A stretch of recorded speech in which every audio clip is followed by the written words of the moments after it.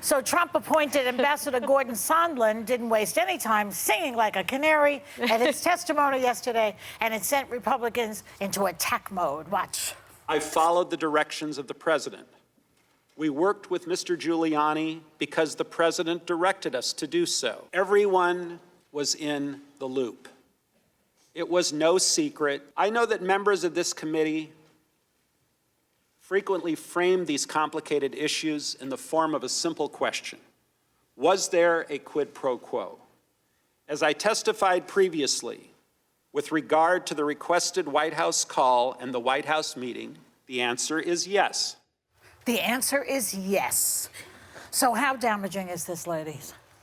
What do you say? I mean, I couldn't take my eyes off the opening statement yesterday.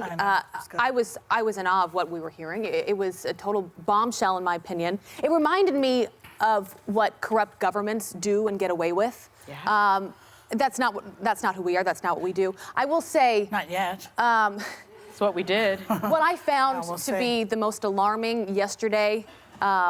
For Trump and people that support him, is Sondland was in the inner circle, right?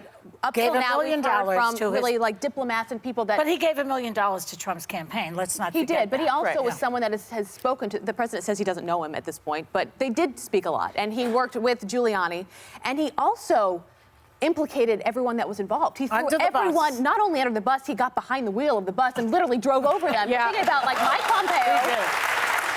Giuliani, of course, Mick Mulvaney, Rick Perry. I mean, I want to hear even from the vice all of president. the vice president, Mike Pence. Yeah. This was the strangest part. Everybody knew, he said. Going to bed Yes. last night, I couldn't figure this out. Both Volker and Sondland said that they did not get the connection between Burisma and the Bidens. That's where you lost me, because if you Google it or you followed Giuliani on the cable news channels over the past year, you realize that Burisma, the only reason the president was interested in Burisma is because of of Biden. the Bidens. Yeah. So that, I'm like, if they're lying about that, then can they be believable on the other stuff? So I found myself confused yesterday. I was alarmed by most of it, but I thought, for the most part, it was a bombshell and bad news for Trump yesterday. What do you think? Yeah, I felt the same way. I mean, he, threw everyone under the bus, drove the bus, put it in reverse, went back. I mean, I couldn't believe it, especially when he said this was no secret. Everyone was in the loop. And I just started thinking back to when President Pelosi was trending on Twitter. When he named Pence, I was like, well, maybe it's not such a fever dream after all. I was like, all hail the chief, because if you're taking out the president and you're taking out the vice president, who's next in line? I mean, I thought it was that But what about serious. the fact Actually, that somebody in the audience is like, What about the fact that serious. the Republicans' objection to all of this is that he didn't directly say, hey, make sure you don't, that this is not a quid pro quo. I also think what Republicans are zeroing in on is that Sondland was saying this was based on his own presumption. That's right. From the phone call, that it wasn't fact. And again, depending on which media you consume, which Twitter accounts you follow, you think that Trump should be hauled out in handcuffs, or you think that he is 100% completely innocent and this is a witch hunt. What's interesting to me is the polling data about impeachment. Democrats nearly unanimously think that he should be impeached. 4 out of 5 Republicans believe he hasn't. 65% of Americans say nothing they learned during the inquiry will change their minds, per the NPR PBS poll. When I watched it yesterday, I didn't have the same reaction, quite frankly. I don't believe anything. And do you know why I don't believe anything? Because I came on the show for a long time being told that Mueller was the smoking gun, everybody had it locked and loaded, and it was done. I think what President Trump do was completely unethical. I think anyone with even the faintest saison of a conscience can understand that, yes, it was unethical. Was it illegal? That is the question we are trying to answer. And that, by the way, is the question that Amy Klobuchar brought up in the debate last night that I think is more than 100% But isn't the fact that this is a political impeachment process all about politics, not being legality? impeached doesn't mean that he's going to be hauled out of office in a golden handcuffs. The question is it an impeachable offense, not is it an illegal offense? But the question I want to know is it illegal? In the Constitution. But you can be impeached and still remain in the White House. Right, but he will be impeached. The question is, will the Senate find the cojones to remove him from office? That's not it.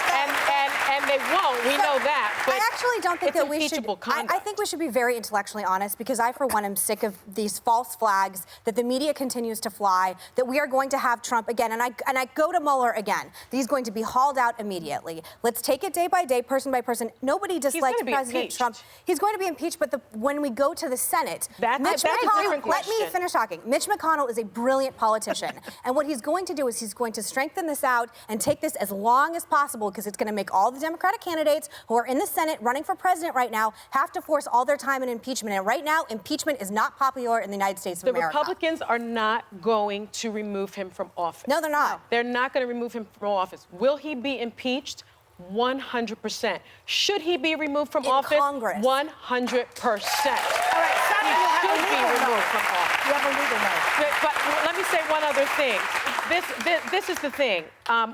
When you look at this type of conduct and you look at the fact that I think we can all agree that the Republicans are not going to remove him from office, why not? Read your legal Why note, not? Well, I think they no, want to. Let it- we don't have time. We're really running out of time, Okay, ladies. a legal note. Our clock is broken today. The White Yes. House Press Secretary real. Stephanie Grisham said in a statement that Ambassador Sondland's testimony made clear that in one of the few brief phone calls he had with President Trump, the president clearly stated that he wanted nothing from Ukraine and repeated no quid pro quo over and over again. In fact, no quid pro quo ever occurred. The U.S. aid to Ukraine flowed, no investigation was launched, and President Trump has met and spoken with President Zelensky. Democrats keep chasing ghosts. What would I think- expect them to say? I Well, think we should also mention that the president said that on September 9th after the whistleblower complaint was lodged and after the Hill started But investigating it. you also Okay, have to, but last thing, you have to understand why Republicans are skeptical when on day one of him being elected, people said start impeachment. So again, for me, nobody hates President Trump more than I am. I have been given every reason Now, you're to. wrong. But, or you.